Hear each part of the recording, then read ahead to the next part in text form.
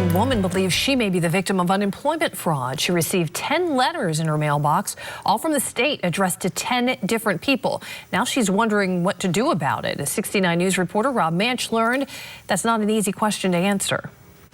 The letters fill the woman's entire kitchen table. All of them showed up in her mailbox Tuesday, each one with a different name. 10 people out there don't know their information is being used to acquire unemployment. The woman did not want to be identified, but according to the Pennsylvania Labor Department website, she's right to be concerned. It says, quote, signs of fraud include receiving unrequested unemployment paperwork. This is our home for 18 years. None of those people have ever lived here. The woman called Allentown Police, who referred her to the Department of Labor. She called their fraud hotline, but was on hold so long she hung up. How many fraud cases do you possibly have going on that I'm on hold for 45 minutes waiting to speak to somebody? We called that hotline as well. Welcome to the Pennsylvania Unemployment Compensation Service Center. And we waited and waited and waited until finally, after an hour and a half, we hung up as well. The woman says she turned to Facebook to see if anyone else was dealing with this and found out she's not alone. There were a bunch of people that were receiving the same letters. Some of them had thrown them away. Some of them, I guess, were returning to sender. And the woman says that's her plan as well. I wrote in all capitals, fraud, person does not live at this address, return to sender. So, since the woman says she can't get through on the unemployment line, she's going to drop them in a post office box like this one, because she says she doesn't want to put them in her own mailbox. I'm not going to stick it in my mailbox because I feel like somebody's watching my mailbox. And the woman says she hopes that's the end of it. In Allentown, Rob Manch, 69 News. State police say a 57-year-old cold case in Hazleton is finally solved. The victim was a 9-year-old girl. Police are planning to reveal who they believe is the killer in a news conference on Thursday of this week. But tonight we're already hearing reaction from people who've been waiting decades for this news. WFMZ's Rob Manch has the story. The killing of 9-year-old Maurice Chivarella is something Ron Marchetti says he'll never forget. I mean, you could ask anybody around that is my age or anybody near that age, and they'll know Chivarella. They'll remember that case. Marchetti is now a member of the Greater Hazleton Historical Society. He says murders simply didn't happen in the quiet town, and this one had everyone talking. And you're trying to figure who could possibly be. There was all kinds of rumors going around. Chivarella was last seen right here, walking down Church Street in Hazleton. It was a route she took every day to school, but Marchetti says, tragically, that day was different. This girl never walked to school with anybody, always with somebody, but that time she wanted to give a little gift to a nun, and she went for herself for that one day, you know. And it's horrible. Chivarella's body was finally found in this strip mine in Hazel Township on March 18, 1964. Now, 57 years later, Marchetti says he's anxious to learn who the killer was. And I'm interested in learning the name of the person who did that, because I'm sure it's going to be a name that I know. But regardless who's responsible, Marchetti says the announcement is a relief. It's a cold case that was finally solved, you know, and I'm so happy. Rob Manch, 69 News. At long last, police have named the man they say killed 9-year-old Maurice Chivarella as she walked to school in Hazleton 57 years ago. They made that information public today as Chivarella's surviving family members looked on. WFMZ's Rob Manch has the new details now. James Paul Fort, a face and a name to identify the man police say murdered 9-year-old Maurice Chivarella in 1964. Several officers became emotional revealing the news. It's a vivid memory for everybody who lived through this, and it's a vivid memory for everybody who grew up in this area. For people who did grow up in Hazleton, they might recognize this face. Police say Fort graduated from Hazleton High School. He was a bartender in town and lived on West 14th Street. And years after Chivarella's murder, he was arrested for assaulting a woman in 1974. He actually pled guilty to aggravated assault and got a year probation. But state police say Fort will never stand trial for his alleged crimes because he died in 1980 and was buried here at Calvary Cemetery in Butler Township. You can even see where the ground was recently disturbed at his burial site when state police exhumed his body to confirm that it matched their DNA profile.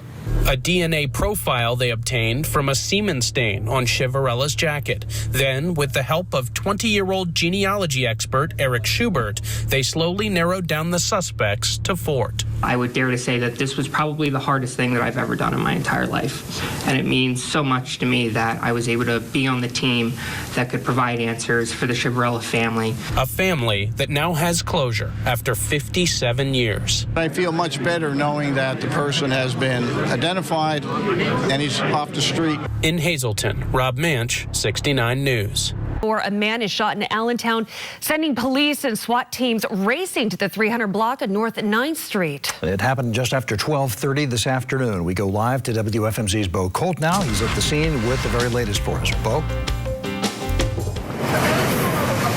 Well, Rob and Sarah, the scene here is still going on. You can see a big police presence here at the intersection or the area of North 9th and Gordon Streets. About a half hour ago, 3 people were taken from the home behind me. You can see the gray trim there in the 300 block here of North 9th Street. It was a man and 2 men, I should say, and what looked to be an elderly woman. Those 2 men were zip tied. Their hands were tied behind their back. The woman was not escorted, or the woman was escorted, but she was not handcuffed. This after witnesses say a man was shot just between 12:30 and 1 o'clock this afternoon. They say he was shot in the intersection of North 9th and Gordon Street. A woman who saw it all says she then saw that man run towards the A1 Mini Mart. She said she then saw him collapse near the ice machine there. We did see police in that section of the street today taking pictures, and then shortly after that, police and tactical teams went up to 2 different homes. We have video of at least one of those homes. This was the scene earlier today. Police, you can see the tactical teams, you can see the rifles,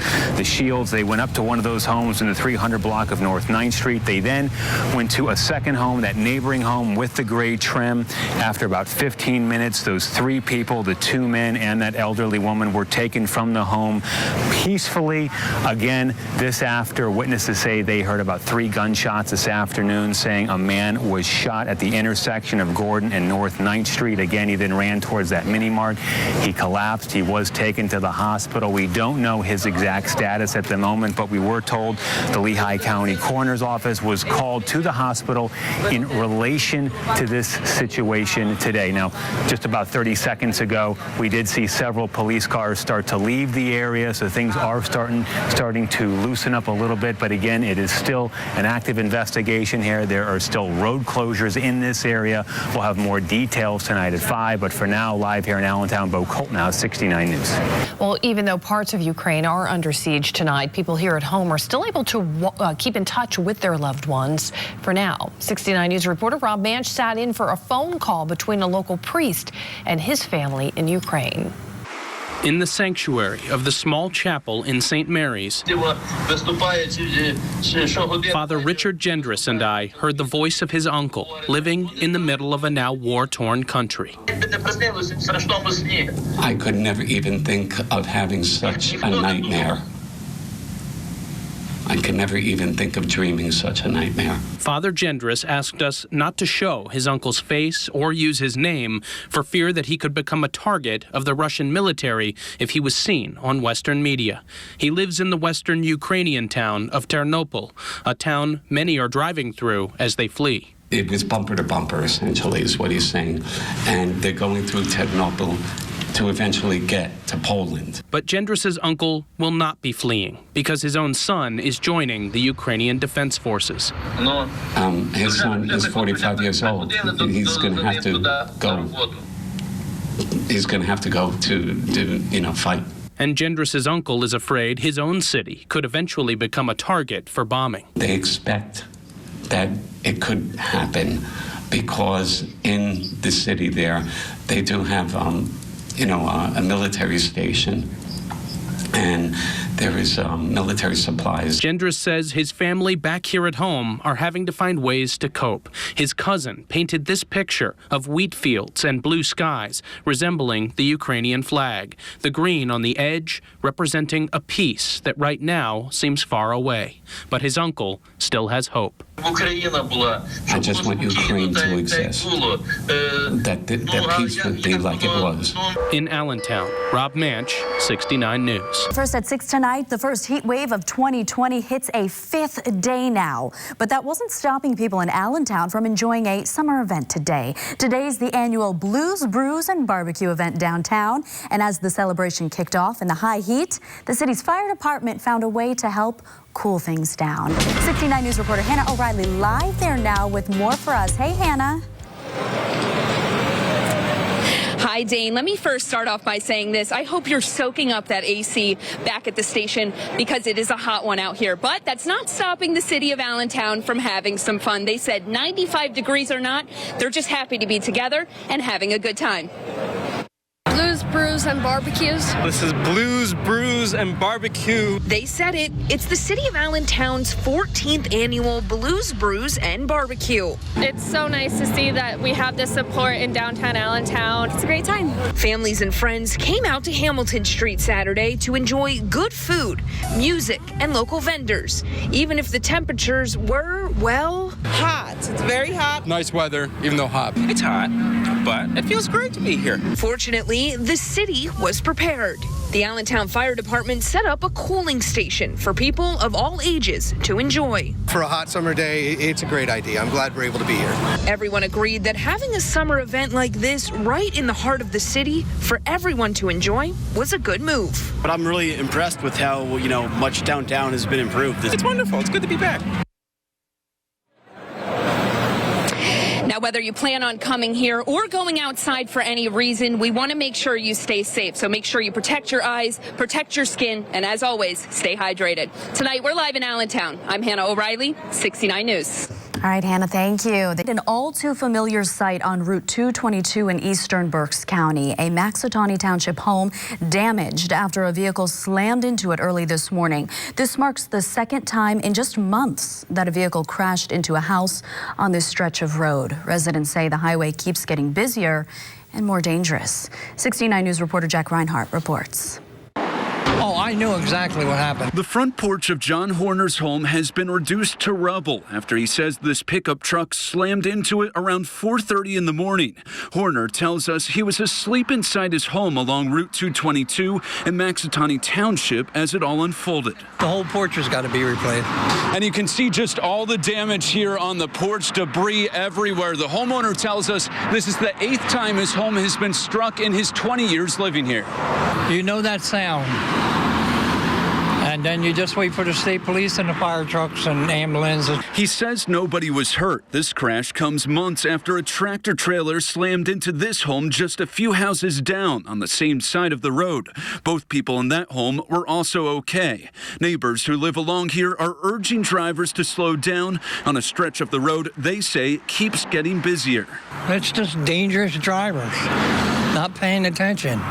As for Horner, he says his whole porch will have to be replaced. So we'll wait for the report from the state police and contact the insurance companies and find out who's paying for it. In Maxatawny Township, Jack Reinhart, 69 News. Good evening. Thanks for joining us. I'm Dane Murray. The long July 4th holiday weekend blasts off in the Lehigh Valley. Fireworks wowed crowds at Coca-Cola Park in Allentown tonight, and it's just the tip of what's to come over the next 2 days. 69 News reporter Jack Reinhart takes us inside the celebration. From bounce houses to games to fireworks. 4th of July weekend is in full swing at the Great American Blast inside Allentown's Coca-Cola Park. Anytime we can get a chance, we come out here. Emmanuel Hernandez and his son Braden usually spend Independence Day weekend with family, but they're changing it up this year, playing cornhole and celebrating on the same field as the pros. It's definitely a different feeling from standing, sitting on the stands and stuff and actually being on the field. In the stands, Joanne Honor is wearing her American flag shirt as she sells funnel cakes. This is pretty big. It's a nice event. A lot of people come here. everybody has fun.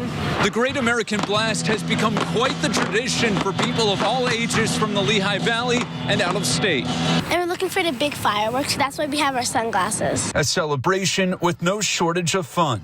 We love it. So, I mean, they definitely make it fun over here for the kids, and it seems like there's always something to do for them. In Allentown, Jack Reinhardt, 69 News.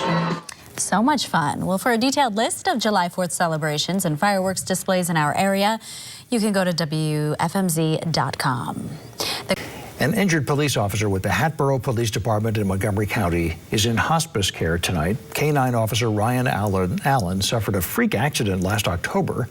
A bee sting led him to have a heart attack and a serious brain injury. He was transferred this morning in a police procession, and the community turned out to show its support. 69 News reporter Rob Manch has more. Despite the rain, dozens lined the sidewalk in front of the Hatboro Police Department, greeting the motorcycles and Officer Ryan Allen's ambulance with salutes and American flags. This gloomy morning isn't going to stop these people. And every officer we have and every full-time and part-timer is here. I drove up here from Jenkintown, which is 20 minutes away, and I just wanted to show my support. Support for a man who has already left his mark and paw print on his department. He's the one who started that at our first police dog that we had. His dog Louie was just amazing. He really was. He was able to do anything. Officer Allen is headed to a hospice care facility. His doctors do not expect him to recover.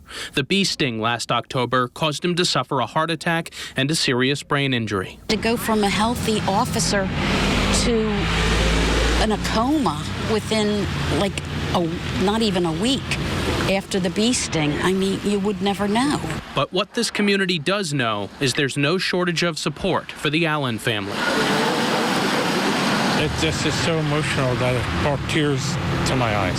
We're definitely a community that cares about the people that work and live here, and we just take care of our own. In Hatboro, Rob Manch, 69 News. Dozens of dogs found themselves in a rough situation. The truck carrying them became stranded in the Lehigh Valley. Now a nonprofit group and dozens of volunteers are scrambling to help take care of the dogs and get them to their new owners. 69 News reporter Joe Ducey has more. The sanctuary at Hoffsville in Briningsville is inundated. So we got a call about a truck that had broken down, and they had 74 dogs on board. And all 74 are now here, thanks to a truck that was taking the dogs from Texas to Canada, breaking down near Fogelsville. It was stuck on the side of the road for 5 hours. We put out a Facebook plea in our internal Facebook groups, and everybody showed up. We have an incredible community of volunteers. We have, it looks like probably 70 volunteers here. We couldn't let them go till tomorrow night, so we just drove them over to our shelter. All of the dogs do have forever homes in Canada, but now there's no way to get them there. But their truck is not going to be fixed, so now we're looking for a truck replacement to help them. The sanctuary at Hoffsville typically takes care of fewer than 20 dogs at a time. Now, on top of taking care of more than 80 dogs, they're also trying to help the shelter whose vehicle broke down. We're looking for a temperature-controlled commercial vehicle. It needs to transport the dogs in crates 10 hours to Canada. We are working on different options so that the dogs are safely held. You can find out more about the shelter and pitch in if you'd like by visiting their website. Shelter organizers say Texas is known for having a lot of stray dogs that often face dire circumstances. So we usually bring dogs up here from Texas a few times a year also. We never bring this many. Probably most of these dogs down there would have been euthanized. We're hoping tomorrow that we can get them by end of day tomorrow up to Canada and then, in their forever homes. Joe Ducey, 69 News.